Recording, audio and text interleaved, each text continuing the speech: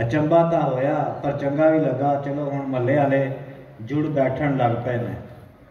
सारिया ब्लाकां दीयां सोसाइटियां सन ते उन्हां दे सारे मसले वो हल करांदियां पईयां सन। गलियां पक्कियां होवन पईयां। राती पहरे लई पैसे पा के चौकीदार भी रखे जान लगे।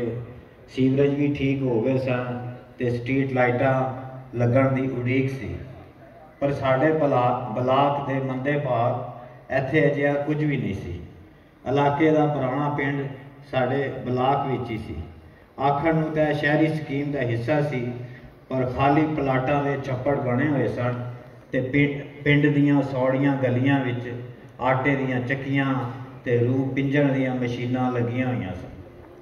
मैनूं चेते है 7-8 वरे पहला जद असां इत्थे प्लाट लिया तो मसां 1-2 घर सन ते रात नूं उक्का हनेरा हुंदा सी। नहर दे नाल हुंदियां भी यह थां लाहौरों बाहर जापदी सी। हुण तां लाहौर शहर नूं अग लगी है ते अपणियां ही गलियां ते सड़कां सियाणियां नहीं जांदियां ते लाहौर शहर शैतान दी आंदर वंगर वधी जांदा है। मेरी वोटी जिहड़े स्कूले उस्तानी है, शामी बालां नूं ट्यूशनां पढ़ा ते कमेटियां पा कुछ पैसे जोड़े तो असां नवीं उसर दी सरकारी स्कीम विच औखे सौखे होके प्लाट खरीद लिया। रिश्तेदारां ते बेलियां आख्या तुहाडा दिमाग तां ठीक है, इन्नी दूर।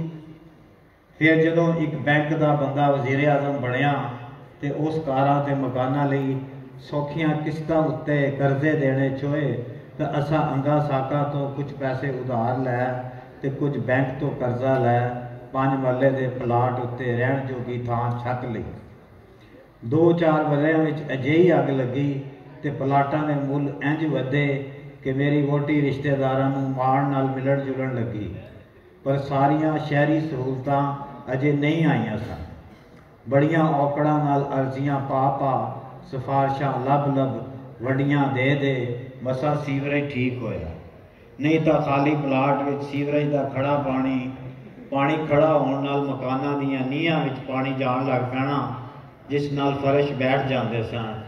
हुण टुटियां गलियां नूं पक्किया करन उत्ते जोर सी। कुछ घर छत्ते गए तो महल्ले की शक्ल बनन लगी।